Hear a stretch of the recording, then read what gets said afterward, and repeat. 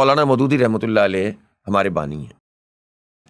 اور انہوں نے جو تفہیم القرآن لکھی ہے، انہوں نے جو پوری ہمیں لٹریچر دیا ہے،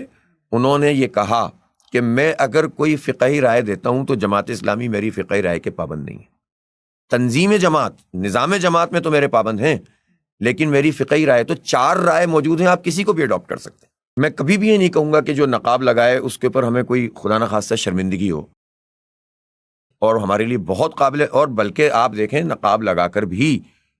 کیا کیا نہیں کر رہی ہیں ہماری خواتین، پڑھ رہی ہیں، کام کر رہی ہیں، سائنٹسٹ بن رہی ہیں، میڈیکل فیلڈ میں آپ دیکھتی ہیں، اور خود سمیہ راحیل قاضی کو تو آپ نے، جن کو آپ جانتی ہیں، تو وہ کیا نہیں کرتی ہیں ہر جگہ، مطلب اپنی تو، لیکن میں اس کی بنیاد کے اوپر دوسروں کا راستہ نہیں روک سکتا۔ تو بس یہ والی بات ہے، اور یہی ہماری جماعت ہے۔ بعض اوقات ایک پریکٹس زیادہ چل پڑتی ہے تو اس کے نتیجے میں لوگ یہ سمجھتے ہیں کہ ہماری بنیادی دعوت ہی یہی ہے۔ اچھا، جماعت اسلامی جو ہے نا وہ کوئی مسلکی تنظیم نہیں ہے،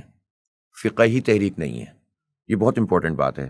ایک تنظیم ہوتی ہے جو مسلک کی ہو، دیوبندی ہیں، بریلوی ہیں، ہم صرف ایک امام کو فالو کرنے والے ہیں، مقلد ہیں، یہ بڑے مشکل ٹرمنالوجیز ہوں گی لیکن ہوتا ہے، غیر مقلد ہیں، ہم صرف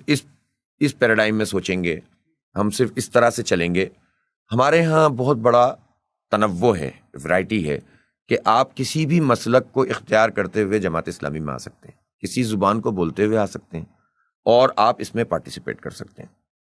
ہمارے ہاں یہ ہوتا ہے، اپروچ یہ ہوتی ہے کہ اگر 2 رائے کسی چیز میں موجود ہے نا،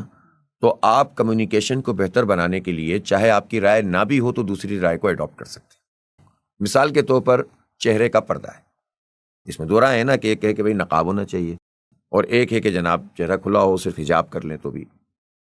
تو اس میں پوری دنیا میں یہ 2 رائے پائی جاتی ہیں۔ جماعت اسلامی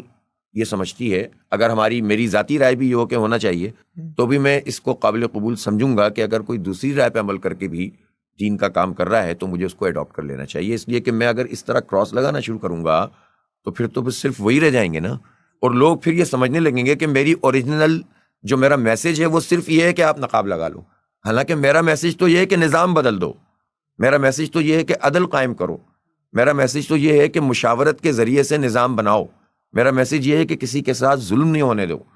اللہ کی جو بادشاہت ہے اس میں انسان دخیل ہو گئے ہیں، انسانوں نے انسانوں کو غلام بنا لیا ہے، قوموں نے قوموں کو غلام بنا لیا ہے، وڈیرا شاہی ہے، جاگیرداری ہے، سرمایہ کی طاقت سے لوگوں کے ذہنوں کے اوپر اثر انداز ہوئے ہیں۔ جب میرے چیلنجز اتنے بڑے ہیں تو میں 2 فقہی رائے کے